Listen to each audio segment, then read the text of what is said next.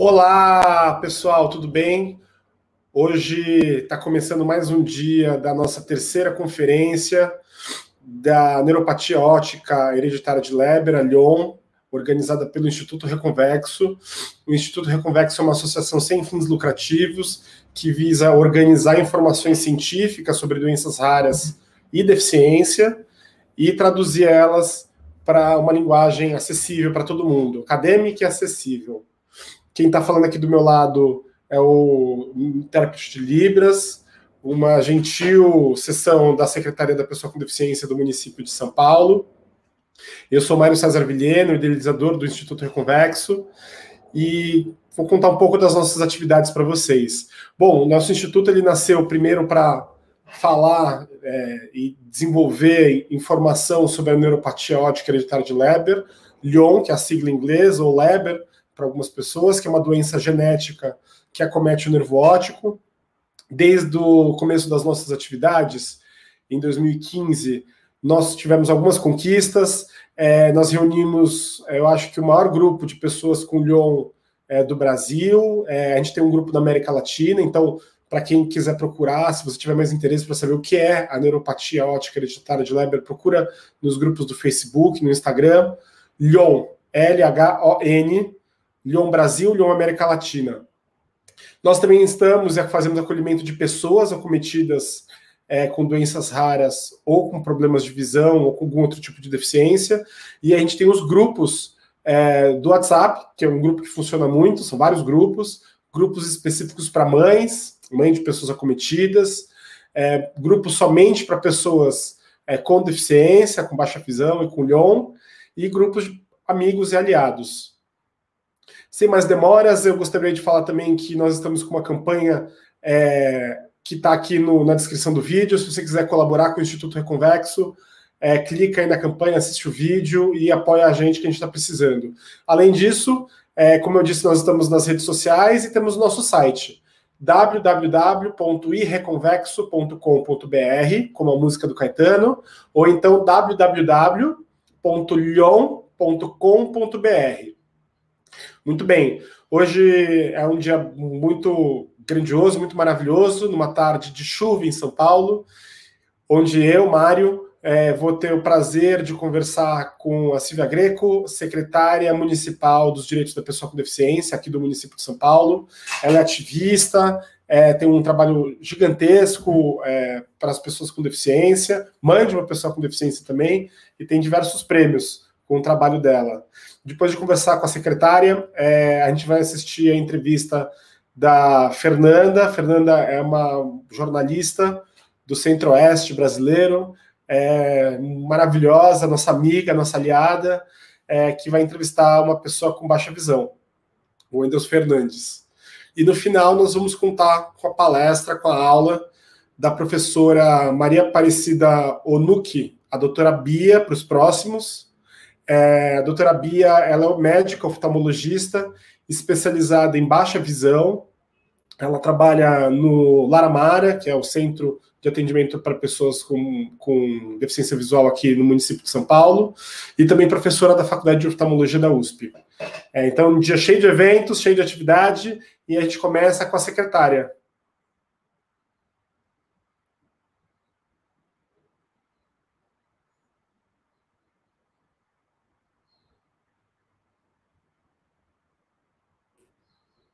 Muito bom. Boa tarde, estão me ouvindo?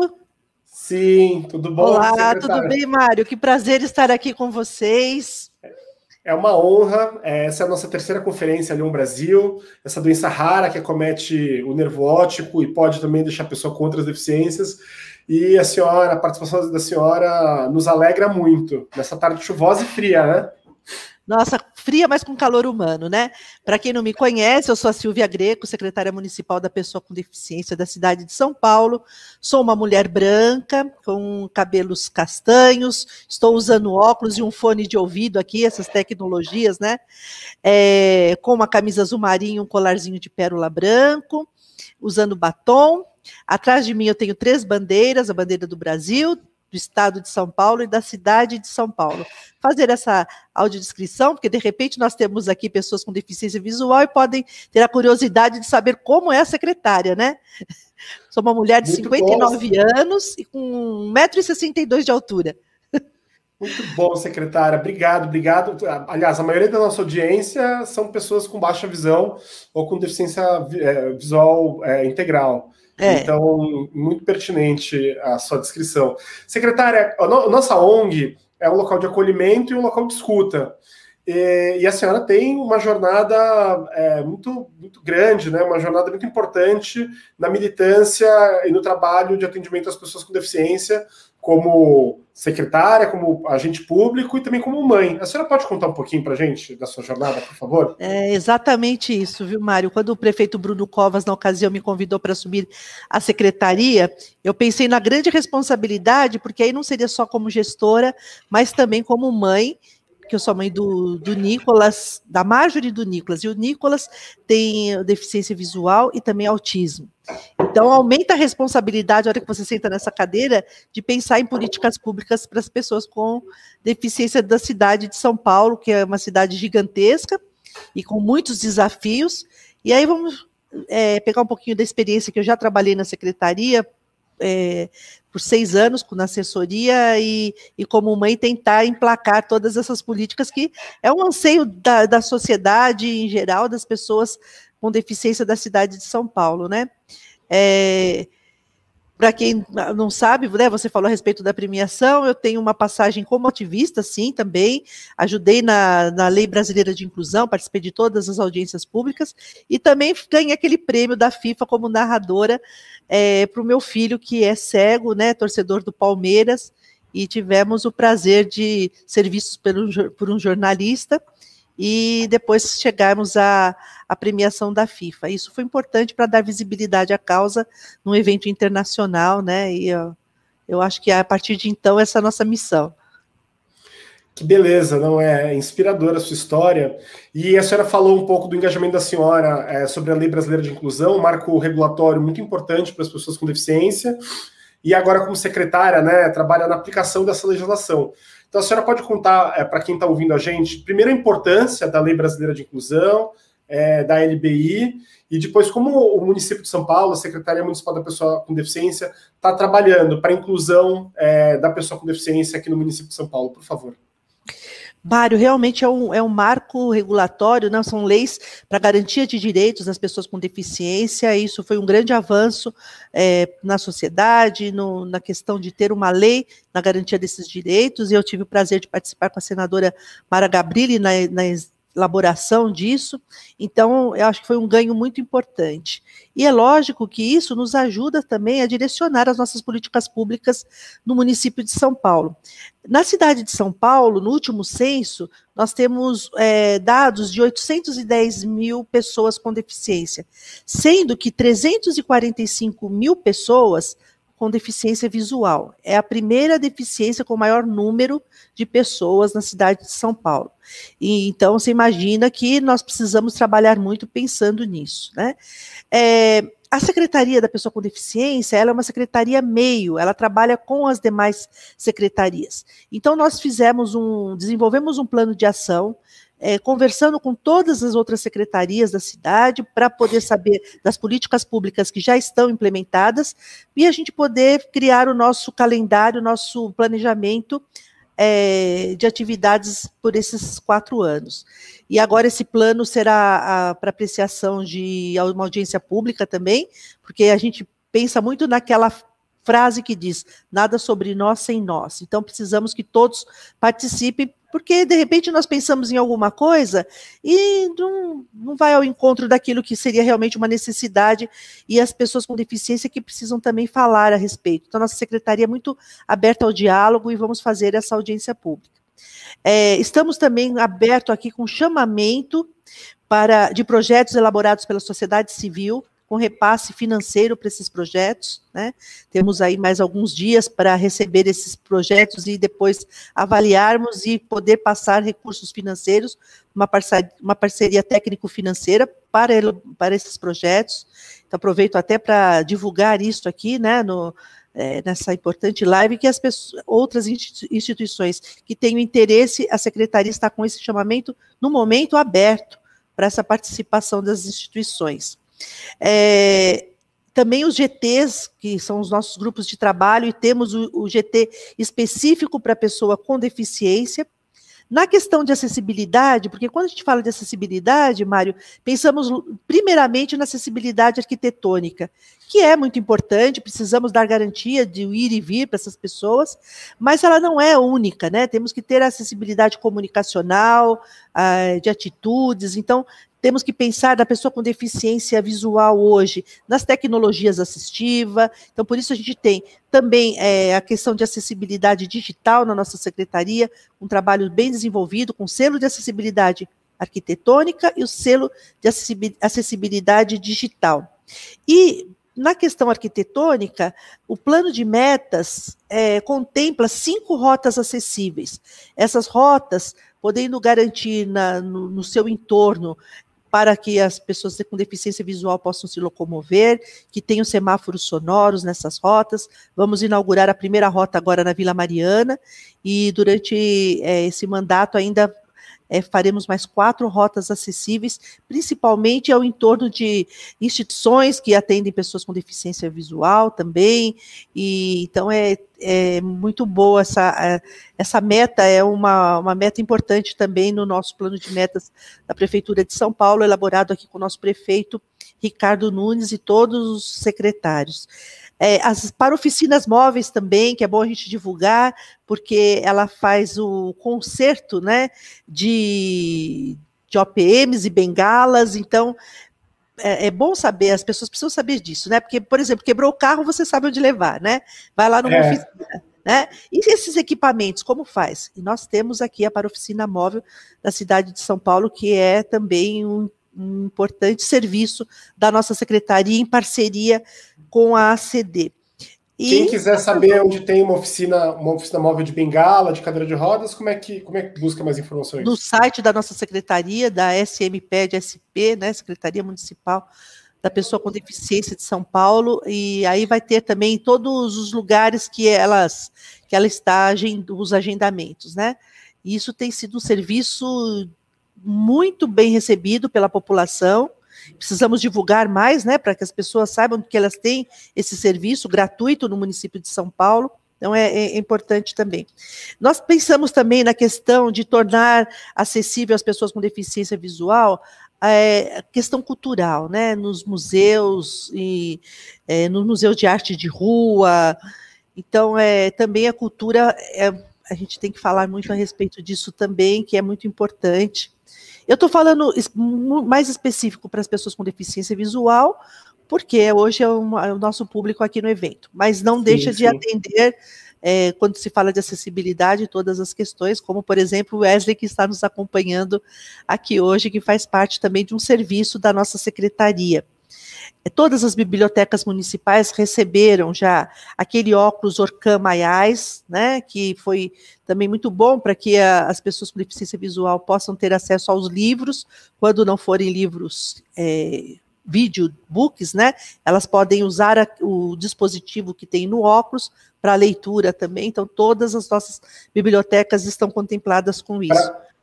Para quem não sabe o que é o Orcam, é um óculos que transforma a escrita em áudio automaticamente, usando inteligência artificial. É uma tecnologia muito bacana, e eu fico muito feliz de saber que está já nas bibliotecas, né? Todas as bibliotecas municipais já têm isso. E tivemos agora, essa semana, o contrato SP também, pensando na questão de empregabilidade das pessoas com deficiência. Tivemos 1.222 pessoas inscritas e com 780 vagas disponíveis. Foi um sucesso. Muitas pessoas conseguiram essa vaga de emprego, e isso para a autonomia, para a pessoa com deficiência, é muito importante, né? Estamos comemorando 30 anos de lei de cotas, mas a gente ainda pretende imaginar uma sociedade em que as empresas contratem pensando na oportunidade e não na obrigação, né? Eu acho que, basicamente, assim, em linhas gerais, é isso que a nossa secretaria está desenvolvendo. E, Mário, eu quero colocar a secretaria à disposição, né? Agora nós estamos já retornando presencial, e gostaria muito até de um dia recebê-lo aqui também, porque já conheci o seu trabalho, fiquei muito emotivada em saber do trabalho que você desenvolve. Eu acho que a gente ainda pode ter muitas parcerias, né? Esse começo de ano ainda foi um pouco tumultuado, mas eu acho que daqui para frente a gente vai estar com mais possibilidades, porque vocês são os nossos braços, né? É muito importante essa parceria da sociedade civil, do terceiro setor, com o poder público. Então, eu coloco a Secretaria de Portas Abertas para recebê-los aqui e poder falar aqui de políticas públicas e de grandes parcerias. Secretária, muito obrigado por tudo que a senhora trouxe para nós. Eu fico muito feliz em ver um trabalho tão competente da Prefeitura de São Paulo, dessa secretaria, que eu não ia falar, mas eu falo, gente, foi meu primeiro emprego. Hoje eu tenho deficiência visual, mas eu não tinha deficiência na época e fui trabalhar era da Secretaria Especial, a CEPED, na época. Com a Mara que era secretária, foi a primeira secretária. E a senhora comentou, né, do aniversário da Lei de Cotas, e julho também é o aniversário da Lei Brasileira de Inclusão. Então, muito bom, muito pertinente a presença da senhora aqui. Vai ser uma honra manter a conversa, e foi uma honra ter vocês da Prefeitura, a senhora, contando tanta coisa bacana para a gente. Obrigada, viu? Um bom término aí de conferência. Já foram outros dias, né? Vários dias. 3 dias. Hoje com o encerramento, e parabéns pela iniciativa e conte sempre com a gente, viu? Tchau, obrigada, tchau, secretária. Tchau, prazer. Um abraço. Igualmente, tchau. Pessoal, agora então a gente vai para a entrevista da Fernanda, nossa jornalista, que vai falar com o Wendel Fernandes, pessoa com deficiência visual, acometido pela Lyon. Fernanda, é com você. Não se esqueça só, pessoal, que a gente está com a campanha do Catarse para você apoiar nosso instituto. Ou entra no nosso site, lyon.com.br, e apoia a gente que a gente está precisando. Vamos lá, até mais. Meu nome é Fernanda Lloyd, eu sou afetada por essa mutação genética desde 2019, não gosto de chamar de doença, e eu estou participando, entrevistando outras pessoas afetadas pela Lyon. Nosso entrevistado de hoje é o Wendel Fernandes, da cidade de Estância, Sergipe. Wendel, seja muito bem-vindo à nossa conferência. A gente vai saber um pouco mais de você, da sua história, das suas dificuldades e principalmente das suas superações. Tudo bem? Tudo bem, obrigado, Fernanda, pela acolhida. Obrigada a nós por você estar participando aqui conosco, dividindo e também contribuindo com essa luta para que a gente tenha mais visibilidade e consiga os nossos direitos e mais políticas públicas que nos atendam no sentido do diagnóstico e de tratamento. Primeiramente, Wendel, eu quero saber de você como é que foi que você teve essa perda da visão e como foi o seu processo de diagnóstico. Eu tive o início da perda da minha visão em meados de setembro de 2017. Naquele início foi muito complicado porque eu comecei a ir para oftalmologistas e eles não estavam detectando qual tipo de problema que eu tinha, porque eu utilizava várias lentes assim nos testes clínicos e nenhuma lente detectava o problema, né? Eu comecei a ir na rede particular, né, nas clínicas particulares, aí eles começaram a me encaminhar para outros médicos, tipo neurologista. Chegando nos neurologistas, eles também não conseguiam detectar, aí voltava para os oftalmologistas novamente. E aí foi passando o tempo, né? Passando questão de 2 meses, 3 meses. No 4º mês, né, eu já estava em outro neurologista, já na rede pública, né, no hospital universitário. Aí comecei a série de exames. Aí foi quando, né, em meados de abril de 2018, eu fui diagnosticado. Mas isso depois de fazer mais de 20 exames de vários tipos. Em abril eu fui detectado com a neuropatia óptica de Leber. E assim, a maior dificuldade, Fernanda, nesse processo o maior processo de dificuldade, né, nesse processo de diagnóstico foi a questão dos exames, né, porque a rede pública alguns forneciam, só que era muito demorado para que eu fizesse esses exames. Aí eu tinha que recorrer à rede particular porque o resultado saía logo, porque eu estava perdendo a visão por conta também de medicamentos que eu estava tomando para tentar descobrir o que era, porque achavam que era inflamação no nervo óptico, aí tomava medicações, e essas medicações estavam fazendo com que piorasse mais, enquanto isso estava naquele processo de diagnóstico. Aí por isso que eu tive que buscar a rede particular também. Isso é uma coisa que também aconteceu comigo. Eu já fiquei na rede particular por convênio, porque eu sabia que se eu fosse para a rede pública, tudo ia ser muito demorado. E você perdendo a visão é desesperador, né, Wendel? É desesperador, você não Sim, sabe verdade. aonde tudo aquilo vai dar, né? Você falou que depois você foi para a rede pública, fechou o seu diagnóstico num hospital universitário? Isso. Mas assim, eu entrei no hospital universitário em dezembro de 2017, aí passei os 3 meses também buscando diagnóstico, fazendo vários exames, dentro desses 3 meses no hospital universitário, e os exames particulares. Entendi. Eu perguntei do local, porque um hospital universitário é um local que você convive com vários médicos, né, um corpo clínico muito maior, eles podem fazer as conversas ali entre várias especialidades, né, médico, clínico geral, neurologista, oftalmologista, os estudantes, e também tem muitos pesquisadores envolvidos. Então, tem muito mais acesso à informação do que se, por exemplo, você fosse procurar a rede pública em um posto de saúde. Você vê essa diferença também? Sim, vejo essa diferença, porque assim, o posto de saúde aqui, eles não entendem mesmo, porque é muito complicado a gente procurar um posto de saúde hoje para buscar um diagnóstico, principalmente desse tipo de problema, que é um problema raro, né? É muito complicado, até eles mesmos tentam buscar que a gente seja encaminhado para o hospital universitário. E hoje em dia também tem hospitais universitários que não têm a forma de diagnosticar mais precisa como a gente pensa, né? Por exemplo, São Paulo, mais ou menos, tem um hospital universitário muito melhor do que outros tipos de estado, tipo o meu. O hospital universitário meu estava só com a central de neurologistas. Eles que estavam tentando buscar, pesquisava tipos de doenças, pesquisava vários problemas, mas que só foi encontrar a neuropatia de Leber já no final de tantos exames que eu fiz, né? Não, porque assim, o hospital universitário daqui do meu estado não tem neuroftalmo, né? Não tem especialista em neuroftalmo. A especialidade de oftalmologistas que tem, também não, na época não estava junto com os neurologistas, na época é muito pequena ainda. Também tem essa complicação. Mas quando eu entrei lá, né, de lá eu não saí, porque também não tinha outro lugar para buscar o diagnóstico a não ser no hospital universitário, que é complicado para entrar, né, lá. Mas quando entra, graças a Deus, assim, consegui ter o diagnóstico. Que bom. Esse hospital universitário é de Aracaju, você foi para a capital? Isso. Entendi. Aqui em Cuiabá também, você estava em Aracaju, capital, não tem neuroftalmo. Eu estou aqui em Cuiabá, capital, e também não tem neuroftalmo. Eu também tive que buscar particular. lá fora. Nem particular. E daí o que aumenta muito o gasto. Né? A gente tem que sair, no caso, eu saí da cidade, você não precisou, né? Vocês acabaram tendo a desconfiança do diagnóstico por aí mesmo, né? Isso. Muitas vezes a pessoa tem que andar até outra cidade e que só vai aumentando.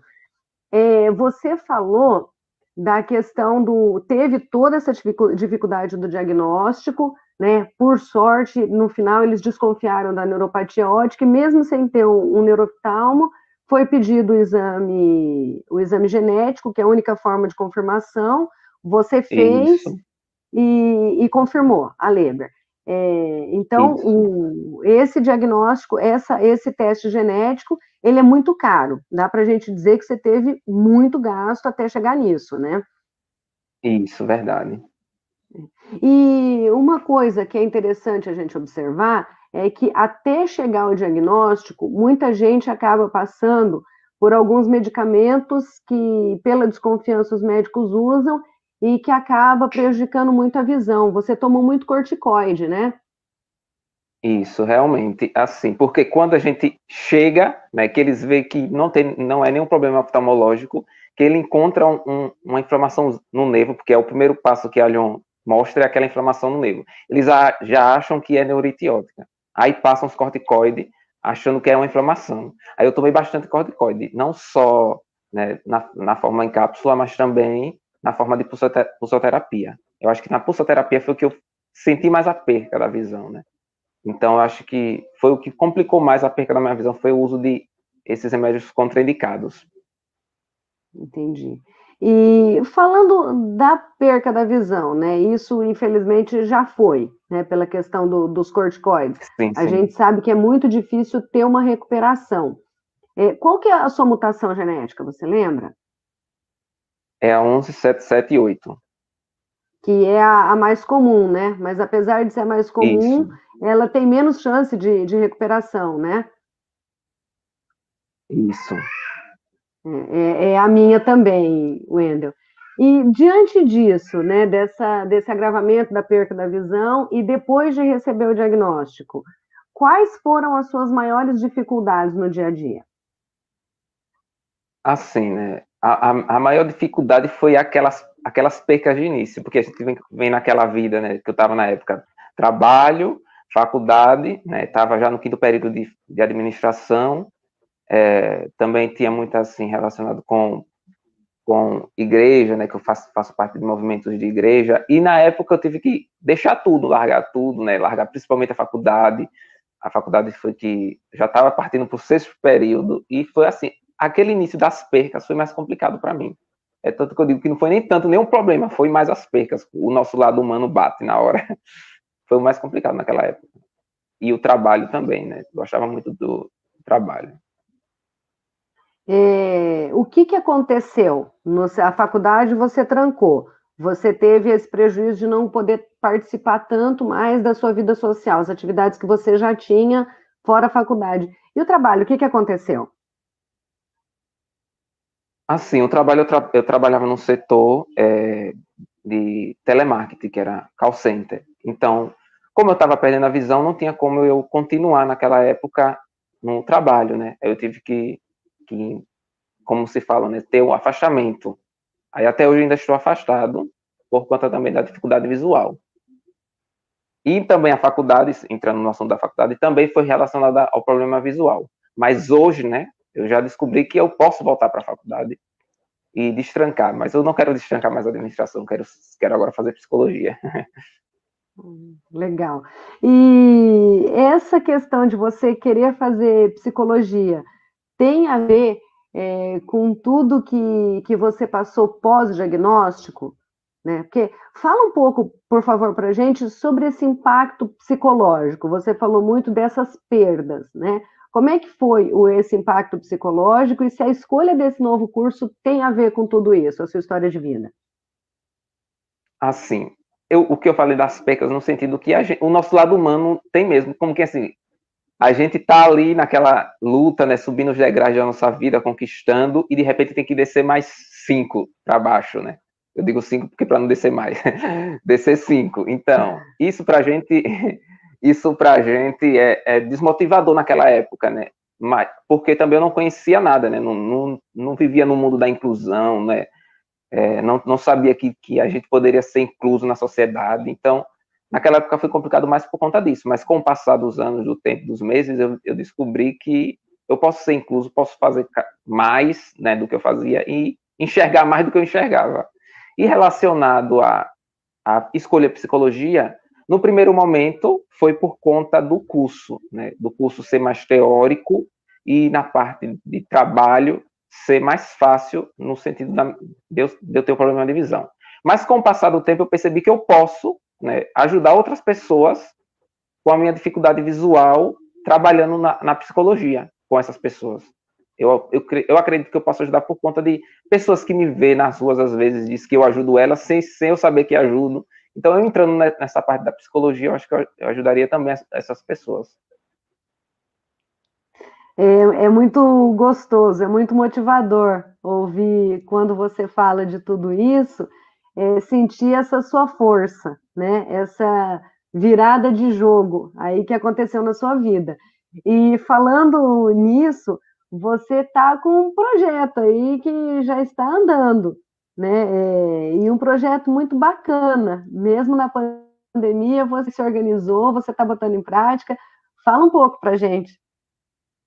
Sim, me veio assim na mente, né, durante esse processo de pandemia, que as pessoas estavam trancadas em suas casas, né, para se defender desse vírus, me veio um projeto chamado Diferente Olhar. Aí eu busquei, né, colegas, amigos próximos de mim, para a gente trabalhar com esse projeto, né, na base de 10 a 15 pessoas para trabalhar nesse projeto, em busca daquelas pessoas que ficam também em casas, pessoas que têm problema de visão, pessoas que têm deficiência, pessoas que precisam de algum tipo de ajuda, pessoas que precisam de doação de sangue, né? Muita gente precisa doadores de sangue, né?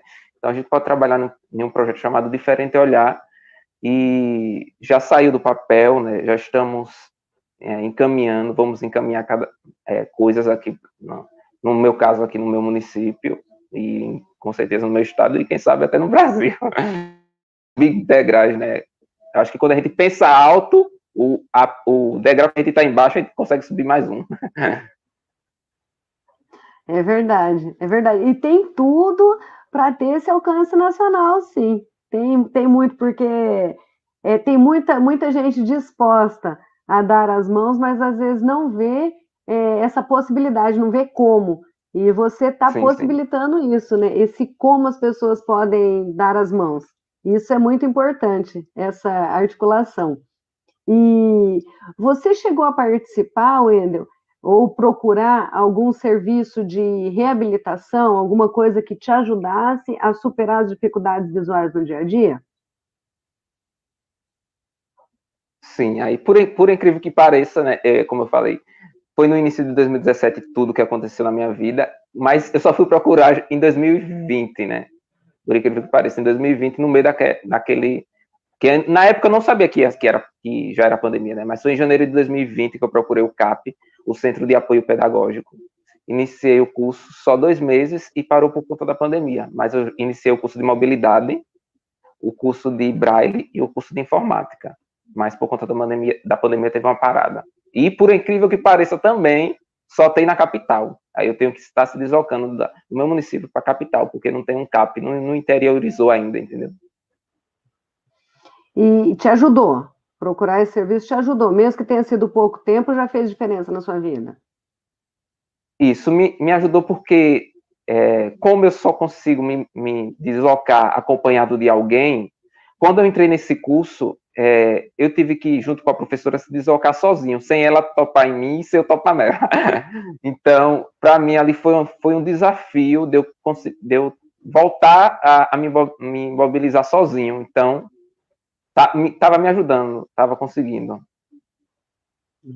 Wendel, nós já falamos a respeito da dificuldade do diagnóstico, aquele baque que a gente sofre, né? Emocional, psicológico, social, mesmo no ambiente de trabalho. E agora você está falando dessa questão da reinserção na sociedade, né? Às vezes a gente, uma pequena ajuda, uma pequena dica, alguém que nos abra alguma possibilidade, a gente já vê que a gente pode mais do que a gente imaginava, né? Você está falando essa questão de se locomover sozinho, né? Isso já te deu mais autonomia. Eu também, verdade, graças a algumas dicas de outras pessoas também afetadas pela Lyon, eu procurei o Instituto dos Cegos, eu fui uma visita só, ainda preciso ir mais, mas só nessa única visita, assim, já teve muitas dicas que me abriram várias possibilidades. Falando de tudo isso, o que você acha que seria necessário de políticas públicas que fosse ofertado desde esse começo que a gente falou até essa reinserção? O que facilitaria a vida dessas pessoas que são bruscamente afetadas por essa perda visual, que é permanente? Eu acho que é assim, né? A busca da interiorização, porque geralmente as coisas é mais em capitais. E o interior, né? A gente é escasso de políticas públicas, né? Certo que na capital tem muitas políticas públicas, mas eu digo que na capital hoje em dia tem mais políticas públicas que no interior. No interior tem muito pouco, a gente tem muita dificuldade de se locomover por conta de que não tem nada para a gente no interior. E quando a gente sai daqui para a capital, a gente vê portas abertas, mas encontra muitas dificuldades no se deslocar. Eu acho que no falar em mim, hoje aqui no meu estado, eu acho que é a parte de interiorização mesmo da inclusão. A gente é muito desincluso, né? Não é incluso. Até no sentido de calçadas, né? Calçadas é em todo lugar, até em capital mesmo. Eu digo que a acessibilidade é para todos, não é só para quem tem uma dificuldade. Quem não tem nenhuma dificuldade também cai em uma calçada que não é acessível, né? E até na parte também, eu acredito que não chega muito de mostrar os nossos direitos, né? Você vê essa dificuldade também de mostrar que nós temos outros direitos que muitas vezes a gente não se dá conta. Sim. Verdade. A gente não conhece, né? Na verdade, às vezes, os nossos direitos e não busca, porque, por exemplo, a gente aqui tem conselhos, em todo lugar tem, né? O conselho da pessoa com deficiência, possa ser que eles tenham um trabalho, mas a gente não busca. E se a gente buscar, quem sabe, né? Esse conselho pode fazer algo pela gente. Às vezes também a gente não busca, e às vezes também eles não buscam a gente, porque não só a gente tem que buscar eles, né? Mas eles também têm que buscar. Como eu falei do projeto Diferente Olhar. O projeto Diferente Olhar vai buscar essas pessoas que às vezes estão em casa e não estão saindo. É muito importante isso que você está falando. Um projeto de busca, né? É muito importante, Wendel, isso que você está falando. Essa conferência mesmo, ela é para acordar para isso. E cada um traz questões diferentes, de diferentes pontos de vista. Isso que você falou de interiorizar e buscar, isso é fundamental, porque tem muitas pessoas que estão no interior e acabam desassistidas, né? Acabam sendo privadas de muitas possibilidades que poderiam dar mais autonomia, né? De uma maneira geral. Wendel, eu tenho uma pergunta assim que vai sair um pouquinho fora, mas você é o único caso na sua família? Ou tem mais? Diagnosticado, sim. Eu tenho outros 2 tios que têm os sintomas, só que a visão deles é muito melhor que eu, porque eles se mobilizam, conseguem fazer tudo, né? Mas só que não tem um diagnóstico. A gente acha que tem a Lyon por conta do meu problema e do meu diagnóstico. Mas diagnosticado na minha família somente só eu. Entendi. Talvez agora que você recebeu o diagnóstico, isso facilite os caminhos para que eles tenham o diagnóstico deles também, né? Sim.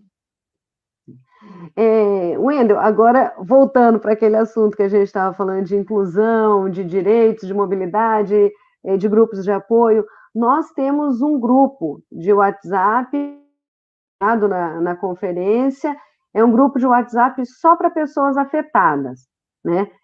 Tem pessoas do país inteiro lá. Como é que esse grupo te ajudou e te ajuda no dia a dia? Então, nessa subida de degraus hoje, eu acho que esse grupo é o corrimão para me subir os degraus da minha vida agora. Porque é o que está me ajudando cada vez mais desde quando eu entrei no grupo. Primeiro que para mim entrar primeiro foi minha mãe que entrou no grupo União Brasil, no início.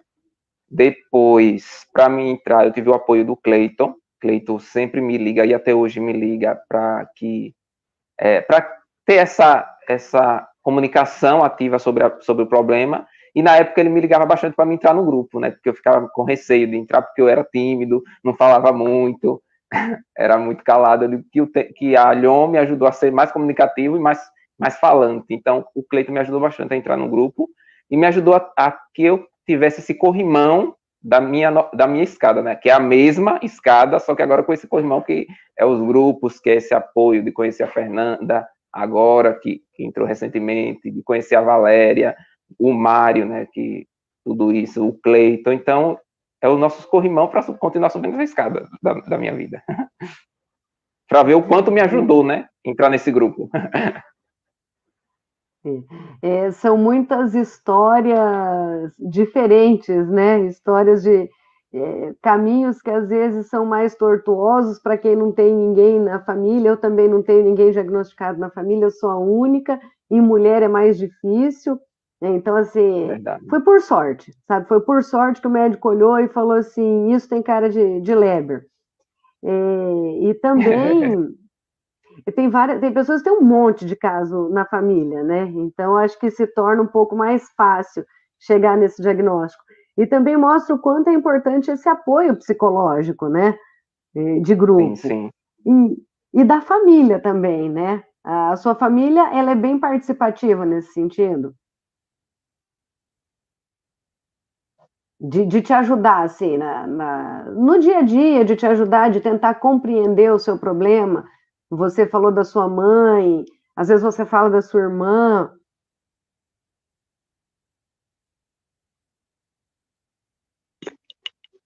Travou?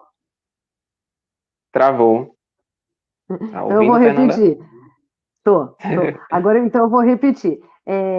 Sim, A gente fala desse importância desses grupos de apoio, né? sim. Porque tem muitas dicas que vêm de instituições, de órgãos, de amparo aos deficientes visuais, e também tem esses grupos de apoio, né? Que é tanto um apoio psicológico, dicas a respeito de tratamento, dicas a respeito de direitos, mas também tem a parte dos familiares. A sua família procura saber mais a respeito da doença. Você falou da sua mãe que participou do grupo do Leão Brasil.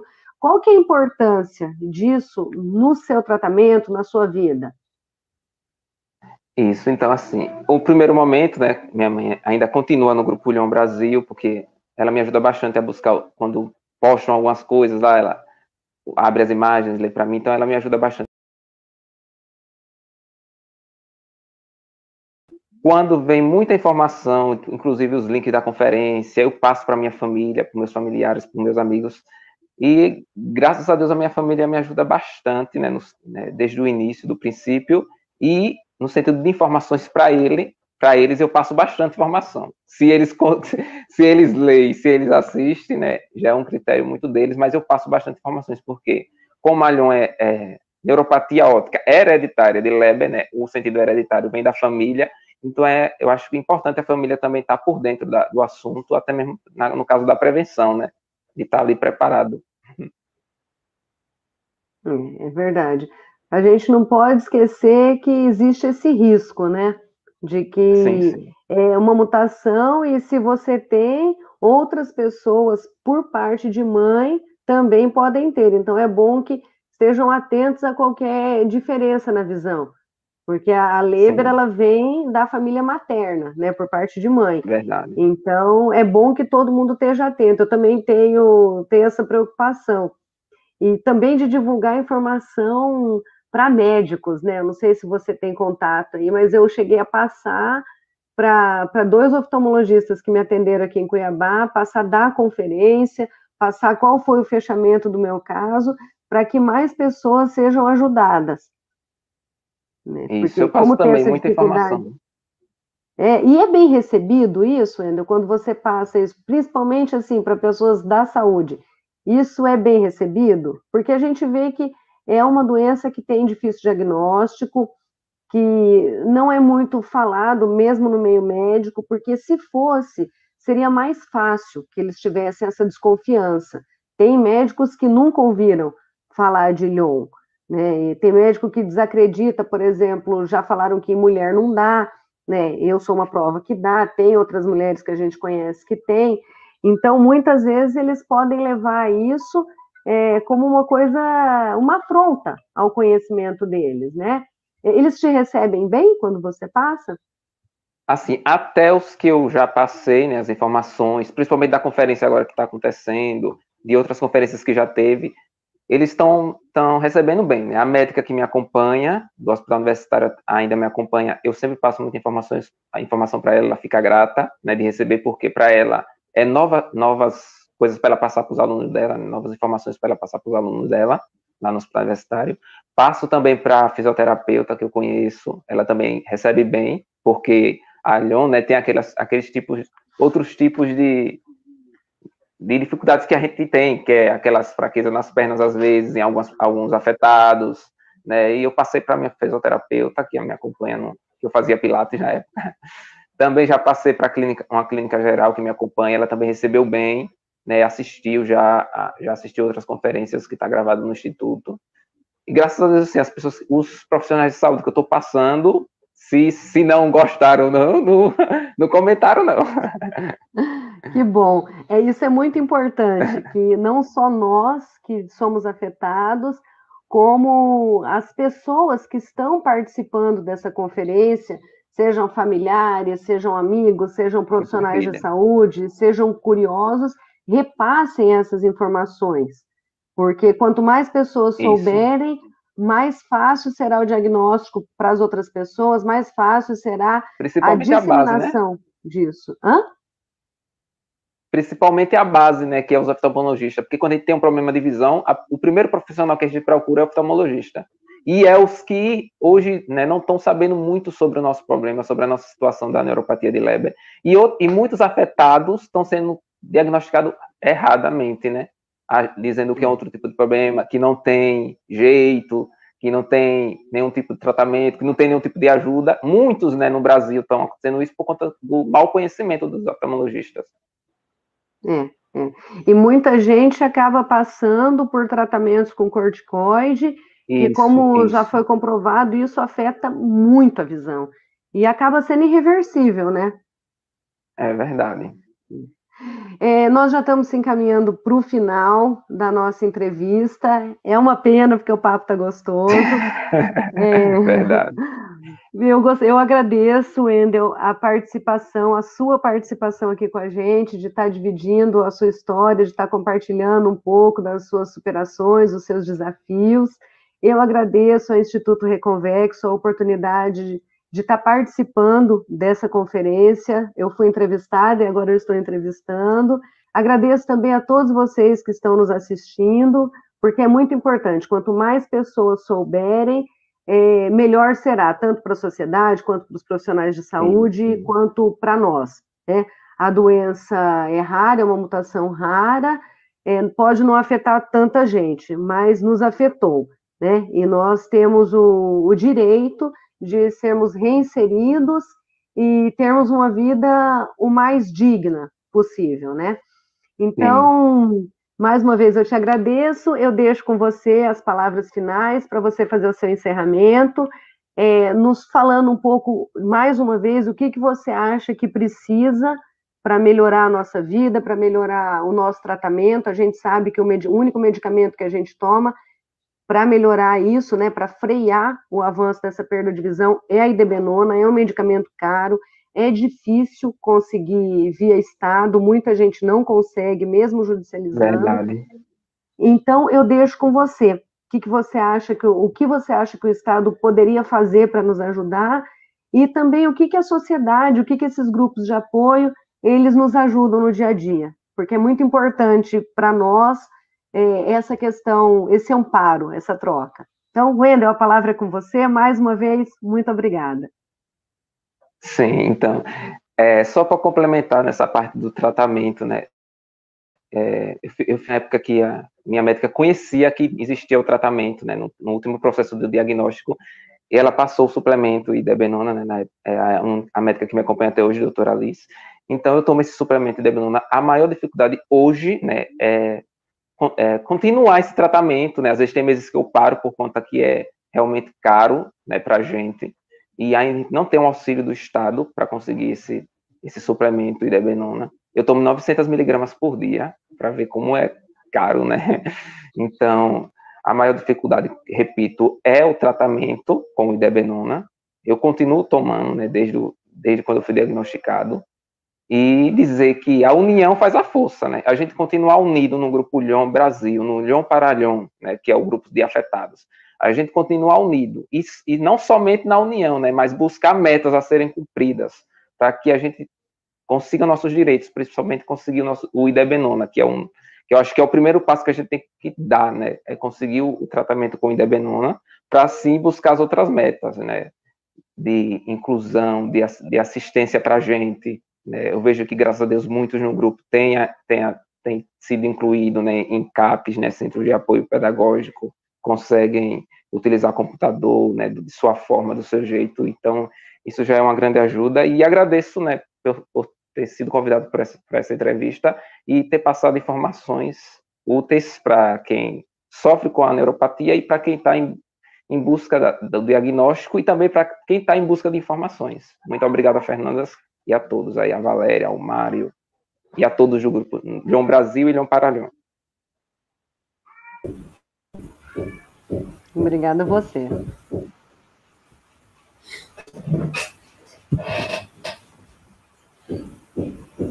Gente, que história linda, viu? E que dia incrível o nosso, né? Poder... Primeiro, a participação maravilhosa da secretária da Pessoa com Deficiência do município de São Paulo. Depois, a Fernanda lá do Centro-Oeste. Não deixe de falar, porque é importante que a gente tenha representatividade do Brasil inteiro. E o nosso grupo, ele consta com pessoas representantes de todas as regiões do Brasil. Não está faltando uma. A próxima etapa é todos os estados e depois todos os países da América Latina. A gente chega lá. E ouvindo essas histórias, conhecendo essas histórias, a gente vai se fortalecendo como ser humano e também no processo de adaptação, nesse momento de ter uma doença que não tem cura e ter um momento de adaptação que é difícil, no mundo cheio de perrengue, né? O Brasil é o país dos perrengues. Então, juntos, a gente diminui esses perrengues todos, essas dificuldades do dia a dia. E para trazer mais informação, mais ferramenta, mais estudo, mais conhecimento sobre isso, a gente vai constar agora com a presença da minha amiga, minha médica, da maravilhosa, poderosa doutora Maria Aparecida Onuque Haddad, doutora Bia, médica oftalmologista, especialista em medicina em visão subnormal. A doutora Bia vai falar para a gente sobre formas de adaptação para pessoa com baixa visão subnormal. Vai lá, Bia, arrasa! De cumprimentar o Instituto Reconvexo pela realização da terceira Conferência Internacional Lyon e gostaria também de agradecer o honroso convite à comissão organizadora, em especial ao Mário César Vilhena. É uma grande honra e um grande prazer estar com os senhores nessa data. Vou abordar alguns aspectos relacionados à melhoria da funcionalidade visual e à qualidade de vida na deficiência visual secundária a Lyon. Vários algoritmos podem ser pensados quanto ao manejo do quadro visual secundário a Lyon. Nesse algoritmo apresentado por rede de colaboradores, podemos observar que deve haver a indicação da reabilitação visual pelo menos a partir de 1 ano do início do quadro de queda da resposta visual. E essa indicação é extremamente importante para que haja melhor uso da visão remanescente, maior funcionalidade visual, o que irá impactar em muito no desempenho das atividades diárias. Sabemos que a Lyon é uma doença mitocondrial de herança materna que leva à lesão de células ganglionares da retina. Lembrando que a retina é a camada mais interna do globo ocular, formado por outras camadas com células altamente especializadas, como, por exemplo, as células fotorreceptoras, as células bipolares, as células horizontais, células amácrinas e células ganglionares.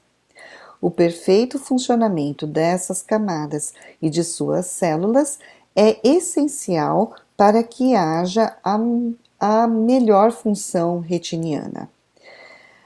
Sabemos que a retina é responsável pela captação da radiação eletromagnética, por sua transdução e sua condução ao nervo óptico, sendo que a informação elétrica, levando a informação visual, será conduzida à área cortical primária e depois, então, essa informação será processada pelas áreas corticais superiores.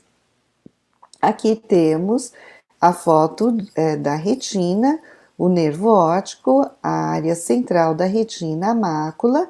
Então, as células ganglionares, as fibras das células ganglionares formam o nervo óptico, levam, portanto, informação da retina para o nervo óptico, e quando há um acometimento das células ganglionares, em especial das células ganglionares posicionadas na área central da retina, teremos um defeito de campo visual central muito importante, com queda importante da resolução visual.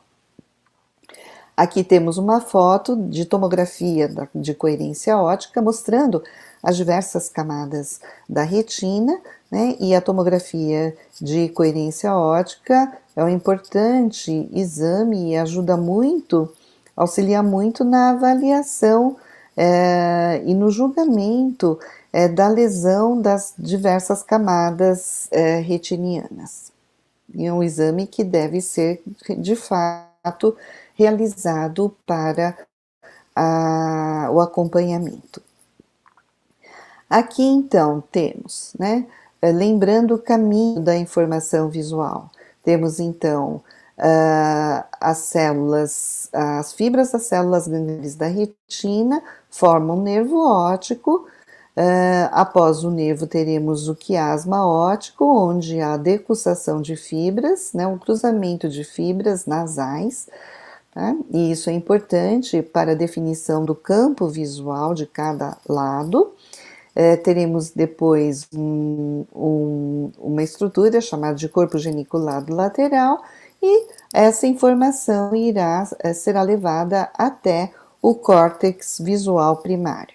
Lembrando que no córtex visual primário, a representação da retina central é muito grande, porque a retina central é uma área de alta resolução visual e, portanto, tem uma grande representação no córtex visual primário.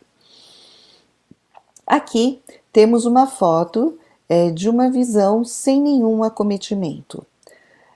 Podemos observar, né, melhor as formas, as cores, né, muitas vezes as expressões faciais. Aqui temos já a ilustração de uma situação onde temos uma diminuição da sensibilidade ao contraste. Podemos ter uma diminuição difusa da resolução, ficando difícil já definir cores, definir melhor as formas e mesmo expressões faciais. E a orientação também pode estar prejudicada. Na neuropatia óptica hereditária de Leber, podemos ter esse tipo de comprometimento, que é uma redução da função de sensibilidade ao contraste. Aqui temos a mesma foto, porém com um defeito de campo visual central, principalmente se eu tenho um acometimento maior na região macular e do feixe papilomacular, pegando a área central da retina, uma área de grande resolução, teremos esse defeito, esse escotoma, defeito de campo visual central. Então, o escotoma central dificultando bastante o reconhecimento de faces, a leitura e a resolução visual, uma vez que a área central da retina tem uma grande concentração de fotorreceptores denominados cones. Se as células ganglionares dessa região estão acometidas, não teremos essa informação sendo levada à via óptica, né? Quais são as alterações funcionais que podemos encontrar, então? Podemos ter alterações funcionais variadas de acordo com a extensão e intensidade da lesão. Podemos ter uma queda importante da acuidade visual, uma vez que temos uma lesão da retina central, e na retina central temos uma concentração alta de fotorreceptores cones, que são células responsáveis pela alta resolução visual, células responsáveis pela visão sob condições de iluminação e também células responsáveis pela visão de cores. Então, podemos ter, então, queda importante da resolução, da acuidade visual. Com isso, podemos ter uma menor velocidade de leitura e, de acordo com a extensão e as características dessa mancha central, desse escotoma central, podemos ter uma leitura ineficiente. Muitas vezes, letras na nossa cultura ocidental, realizamos a leitura da esquerda para a direita, e nesse movimento de leitura, letras podem cair dentro das áreas de defeitos de campo, e então podemos não conseguir formar palavras e, consequentemente, formar frases, tornando então a leitura não eficiente. Podemos ter alteração da visão de cores por conta das alterações relacionadas aos fotorreceptores cones, e podemos ter a redução da sensibilidade ao contraste, como já mostramos na figura anterior. Há uma dificuldade para reconhecimento de faces e expressões faciais, tanto pela resolução visual, pela menor acuidade visual, como também pela diminuição da função de sensibilidade ao contraste. Lembrar que, quando há uma perda repentina, abrupta, muitas vezes não podemos ter ainda a compensação funcional imediata. Portanto, é muito difícil realizar a ação ou realizar tarefas visuais nesse momento, né, de perda abrupta. Existe a necessidade do uso do campo visual perilesional, então mais periférico, porque é essa área que terá maior sensibilidade, e essa área será utilizada por meio do posicionamento e da cabeça, levando a imagem a essa área de maior sensibilidade. Quanto às dificuldades para orientação e mobilidade, podem muitas vezes não estar presentes, porque temos muitas vezes mais alterações em áreas centrais e menos alterações em áreas periféricas. O comprometimento de campo visual periférico geralmente é menor do que o comprometimento do campo visual central.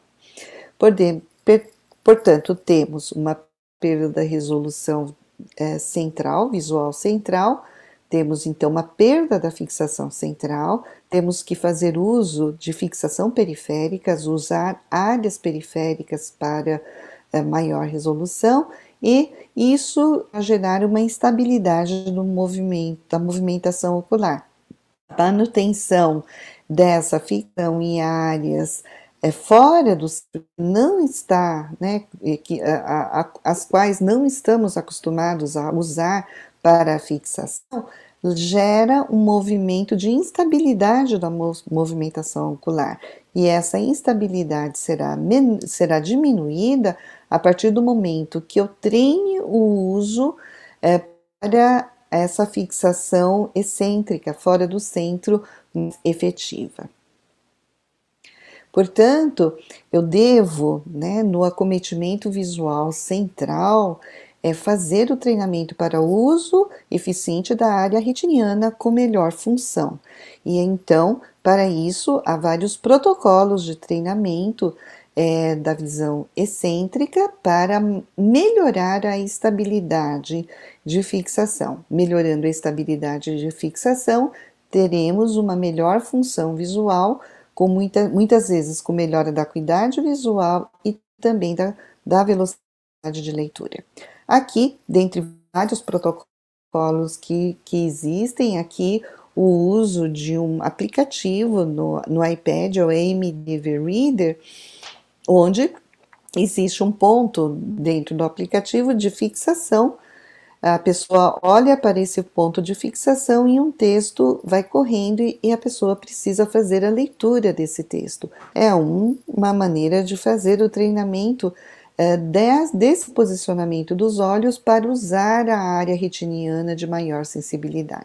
Então, aqui temos exemplo de uma pessoa fazendo o uso desse aplicativo para melhorar a estabilidade de fixação.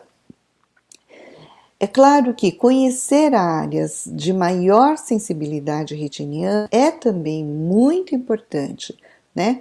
Para que possamos orientar qual área que deve ser utilizada para maior funcionalidade, para um melhor desempenho às atividades.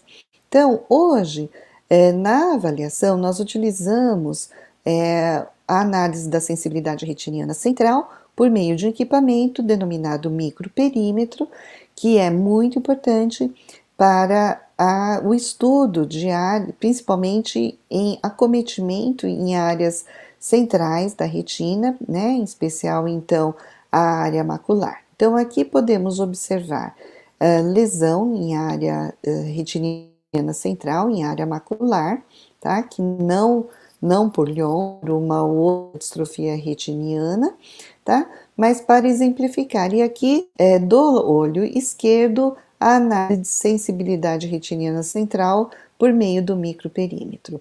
Podemos observar que onde está vermelhinho, a função visual é muito baixa, e onde está verde, a função retiniana é maior. Então, são essas áreas que devemos orientar o uso num protocolo de treinamento para que haja a melhor fixação nessas áreas mais sensíveis e que podem ajudar em muito na acuidade visual e também na realização de tarefas como a leitura, tá? Então, existem diversos protocolos. Hoje, nós temos procurado utilizar um protocolo de treinamento, que é o treinamento visual por feedback. No próprio microperímetro, existe um protocolo de treinamento, né, onde existe um recurso audível de reforço para que a pessoa consiga, né, fazer a fixação em área fora da área de lesão, né, ou então o que nós procuramos fazer é aumentar a estabilidade de fixação naquela melhor área que já está em uso, tá? Existem vários estudos mostrando, né, que é um treinamento promissor e que tem ajudado muitas pessoas, né? Aqui alguns estudos e hoje uma revisão publicada esse ano mostra que a necessidade, né, de uma população maior estudada, mas que os estudos publicados mostram uma melhor fixação, uma maior estabilidade e um melhor desempenho às atividades. Então, hoje nós procuramos fazer, além da análise de sensibilidade retiniana, também o treinamento visual por biofeedback quando houver indicação.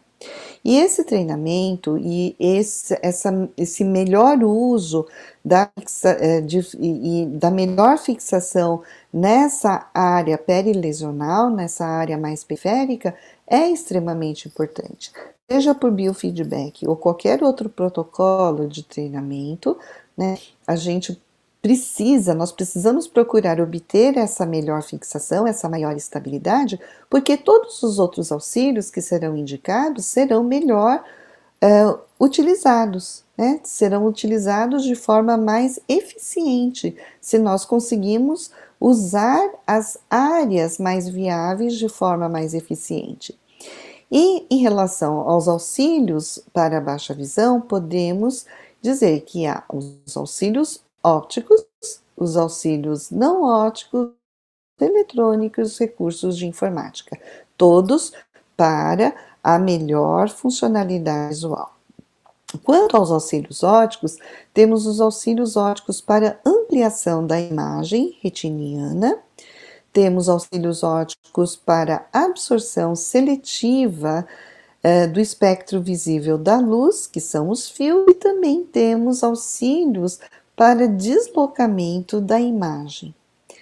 Aqui temos exemplos de alguns auxílios ópticos para ampliação da imagem com lentes convexas montadas em óculos, né? São óculos utilizados para focar a ampliação por diminuição da distância. Então, quando aproximamos um texto aos olhos, né, na verdade estamos fazendo uma ampliação do ângulo visual, e para a manutenção do foco precisamos de lentes positivas para que possamos manter o foco e consigamos manter um tempo maior de tarefa, para a realização das tarefas. Então, temos os auxílios montados em óculos, que podem ser monoculares ou binoculares, temos as lupas manuais, temos as lupas de apoio, tipos de iluminação acoplada. Importante lembrar que todo auxílio óptico ele deve ter uma prescrição individualizada, porque a indicação do auxílio depende de quais atividades cada pessoa deseja realizar, depende da condição da função visual, da funcionalidade visual, depende de aspectos relacionados a campo visual, a sensibilidade ao contraste, a que tipo de grau, né, de óculos, ametropias estão presentes.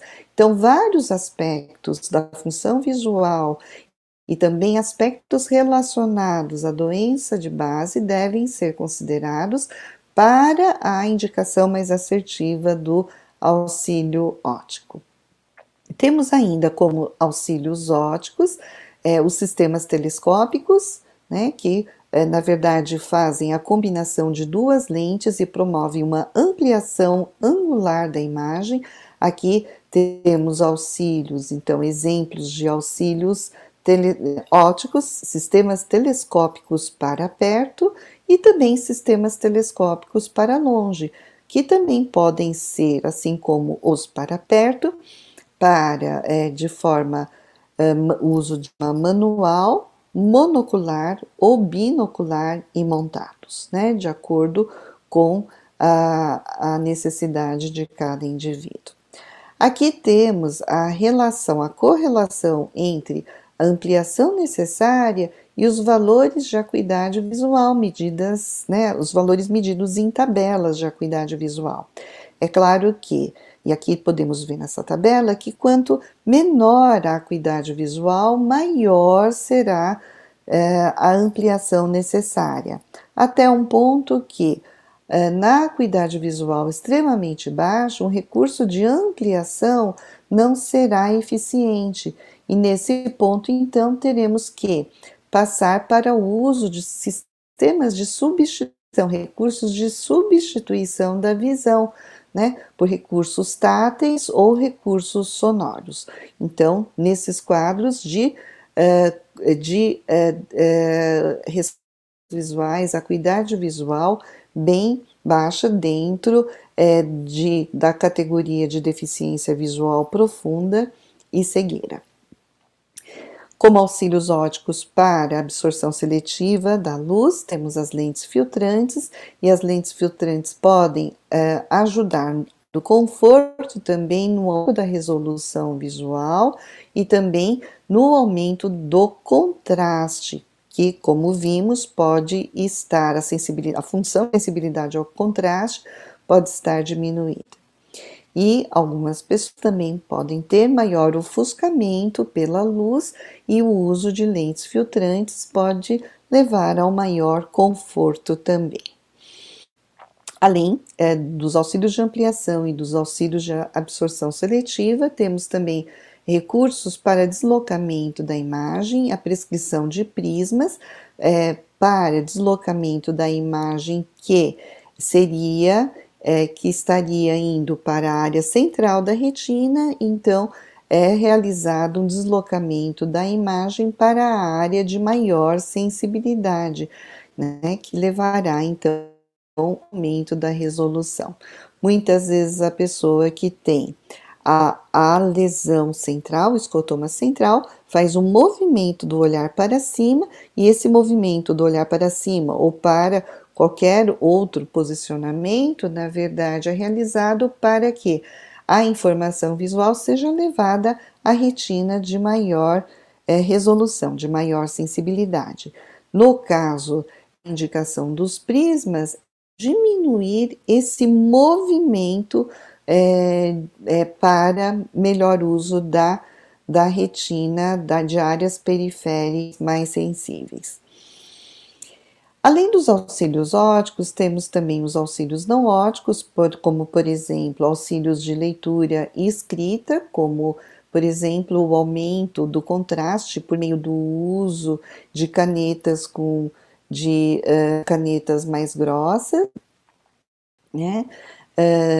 Também a impressão de materiais em alto contraste, tá? Como postura e posicionamento, podemos usar pranchas inclinadas para manter a maior ergonomia, né, de uma situação, para manter o material mais próximo aos olhos. Podemos ter auxílios não óticos para controle da iluminação, como, por exemplo, a escolha da melhor lâmpada a ser usada, uso de focos direcionais, uso de chapéus, né, para quebrar a luz no caso de ofuscamento, tá?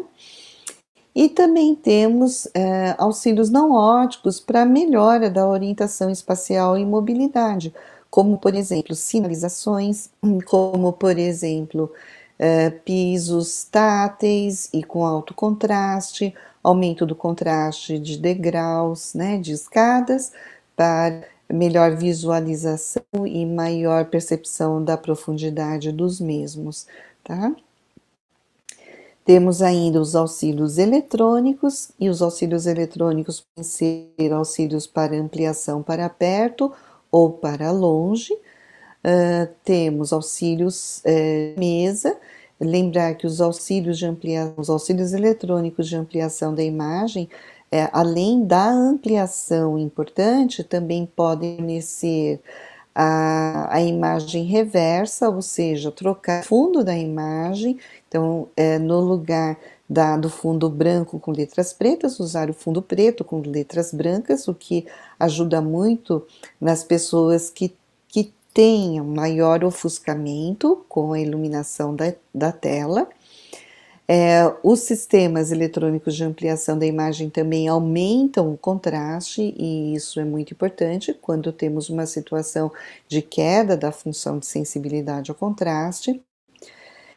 Alguns sistemas podem ser portáteis, né, que chamamos de lupa eletrônica, e também há outros sistemas de mesa que levam até 70 vezes de ampliação, com aumento do contraste, com uma qualidade muito superior da tela, né?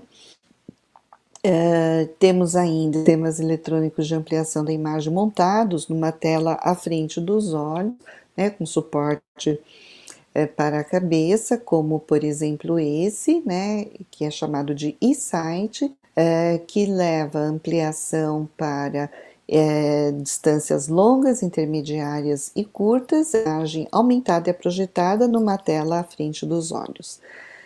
E também esse, chamado de Iris Vision, né, aparentemente montado no óculos de realidade virtual, mas que também faz ampliação para longe, para distâncias intermediárias e para perto.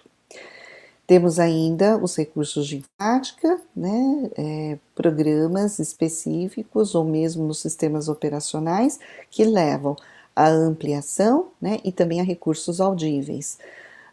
E podemos, com softwares, também utilizar, né, a combinação da ampliação e dos recursos audíveis de acordo com a necessidade de cada pessoa. Não podemos esquecer que hoje os tablets e os smartphones, né, são grandes aliados para a pessoa com baixa visão, né, seja por uso de aplicativos que aumentam a imagem, mas também oferecem um alto contraste. Devemos lembrar da portabilidade, né? São recursos que estão disponíveis, que são muito acessíveis, tá? Então, não só o iPhone, mas também, né, o iOS da Apple, mas também o próprio Android, ambos trazem recursos muito importantes, alguns dedicados à pessoa com baixa visão, outros não, que ajudam muito a acessibilidade. Então, devem ser utilizados, né, cada dia mais, e porque também hoje tanto os recursos incorporados os smartphones quanto os aplicativos existentes, né, podem muitas vezes ajudar. Somente com o uso de um aplicativo, um smartphone, um tablet, já ajuda a realização de tarefas, né? Então, temos aplicativos para ampliação da imagem, devemos ressaltar aplicativos, né, utilizando inteligência artificial, como o Sim AI da Microsoft, que atualmente só está disponível para iPhone, mas também temos o InVision, que é da Google, mas que também está disponível, além de Android, também para iOS.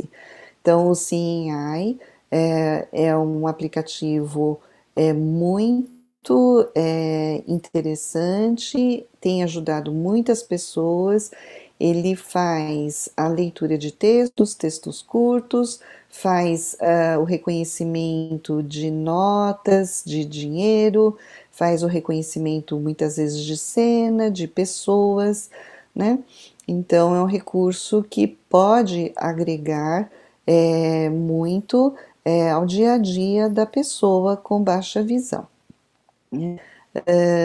Muitas vezes a pessoa pode utilizar, né, alguns aplicativos de ampliação da imagem, melhoria da resolução da imagem, e utilizar esses recursos como o Sim AI para realização de determinadas tarefas, né? Deve ser testado, né? E se for bom, usado, porque é um recurso muito acessível desde que tenhamos o iPhone.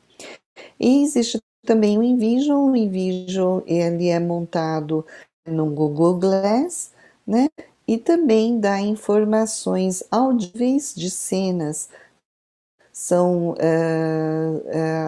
As funções são muito similares ao do Sim AI, né? E que também deve ser testado, porque acredito que ajude muito, né? Na nossa realidade, no nosso dia a dia, temos observado mais o uso do Sim AI, né, por pessoas com baixa visão, mas já num quadro com maior dificuldade de resolução visual e que tem, de fato, ajudado muito, tá? Então, aqui o InVision, ou então, quando nós pensamos, né, para melhora da velocidade de leitura, ou quando nós estamos cansados de fazer uma atividade visual, né, podemos também utilizar recursos audíveis, como o do Sim AI e do InVision, e utilizar, por exemplo, a mesma tecnologia na forma vestível, né, assim como o InVision. Então, aqui temos o recurso de inteligência artificial, o Orkam AI, que é uma tecnologia vestível e que vai fazer leitura de textos, reconhecimento de faces, reconhecimento de notas de dinheiro, né? Pode ajudar muito no dia a dia das pessoas. Ou seja, hoje temos vários recursos de tecnologia avançada que começam a ser incorporadas junto com os outros auxílios, com os smartphones, né, com os tablets para ajuda para maior funcionalidade visual, né, para que possamos ter mais acesso ao material, né, de trabalho, por exemplo, e que pode de fato melhorar muito o nosso desempenho, né, no dia a dia. E também nunca podemos deixar de esquecer que, além da melhora da resolução visual, né, por meio de uma avaliação em reabilitação visual por um oftalmologista, a indicação de auxílios ópticos, não ópticos, eletrônicos, a indicação e a realização da análise da sensibilidade retiniana e de protocolos de treinamento para a melhora da fixação excêntrica, né? Essa é uma parte da reabilitação visual, né? Integrado a essa parte, temos que considerar toda a atenção necessária dentro de um suporte interdisciplinar, né? Desde apoio psicológico e também dentro das outras áreas de mobilidade, né? De empregabilidade.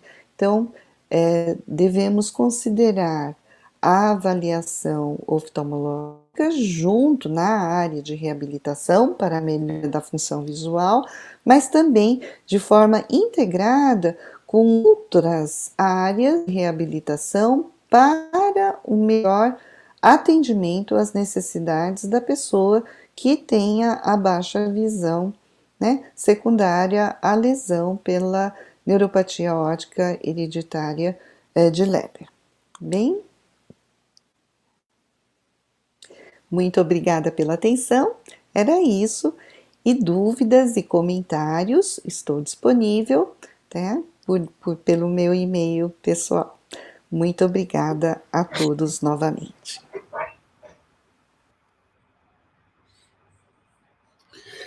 Muito obrigado, doutora Bia Maria Aparecida Nucchi.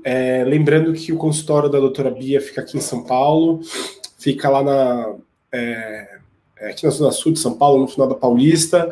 Ela ajuda muito, ela tem uma agenda concorridíssima, mas ela ajuda muito na adaptação. Tudo isso que ela contou pra gente, ela tem disponível no consultório e ela pode orientar.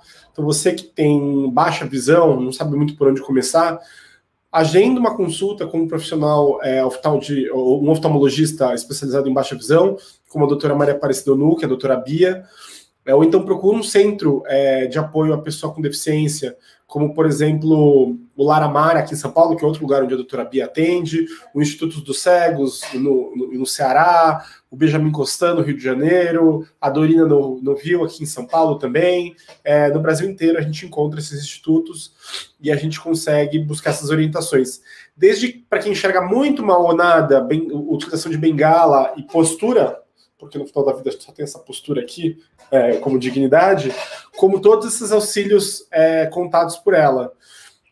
Ela está em atendimento, eu não sei se ela vai conseguir entrar para tirar algumas dúvidas, mas independente se conseguiu ou não, vale a pena depois as pessoas reassistirem os vídeos das aulas dos professores que falaram para a gente entender o que é a neuropatia óptica hereditária de Leber, bem como funciona essa adaptação tão importante.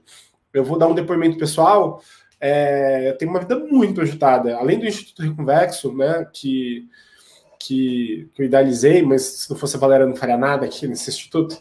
Eu trabalho numa empresa de tecnologia, eu sou advogado, eu sou professor universitário, e eu não paro um minuto de estudar, trabalhar e fazer um montão de coisa. Eu só consigo fazer tudo isso por conta dessas adaptações. Algumas são caras, tipo, por exemplo, os celulares, né? Quanto melhor o celular, melhor o recurso de acessibilidade. Eles estão nos celulares mais caros, mas tem algumas que são mais baratas. E como a gente viu na fala da secretária municipal aqui de São Paulo, da pessoa com deficiência, alguns recursos estão disponíveis para o público gratuitamente, como o Arcan Glasses, os óculos Arcan, né? Que é aquele que a doutora Bia mostrou também, que você coloca o óculos e ele lê para você o livro. Sem contar que quem quiser estudar, quem quiser ler, gente, abre o YouTube, digita o livro e pergunta em áudio, lá que você vai ver Harry Potter, Senhor dos Anéis, livros para o Enem, todos os clássicos da literatura brasileira estão lá. Por exemplo, eu ouvi Machado de Assis inteiro, vários, enquanto eu estava numa viagem. Demorou bastante tempo, mas eu li, e agora eu tô lendo o Júlio Verne, aqueles clássicos da aventura, Viagem ao Centro da Terra, porque eu gosto desses livros de aventura. Tudo utilizando tecnologia assistiva, como por exemplo a Alexa, que está aqui atrás. É isso. Essa é a terceira conferência Lyon Brasil, Neuropatia óptica hereditária de Leber. Você que gostou, você que quer mais, manda mensagem pra gente, irreconvexo@gmail.com, irreconvexo@irreconvexo.com.br. Entra no nosso site www.irreconvexo.com.br ou www.lyon.com.br. Lembrando também que a gente está com uma campanha que está aqui na descrição do vídeo, ou então lá no nosso site, apoia nosso instituto, porque a gente está fazendo um monte de trabalho legal, a gente tem semanalmente rodas de conversa, como que a Fernanda fez, com pessoas afetadas, para a gente ouvir e se fortalecer como grupo. A gente tem os grupos para mães de pessoas com deficiência, grupo só de afetados, de Lyon para Lyon, o grupo da América Latina e o grupo Lyon Brasil, além de fazer parte de todos os outros grupos internacionais.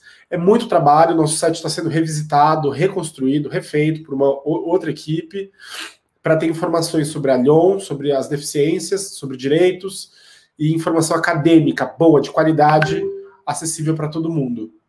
Eu sou Mário César Vilhena, e se a doutora Bia não conseguir entrar, a gente fica por aqui no nosso terceiro dia da terceira conferência Lyon Brasil.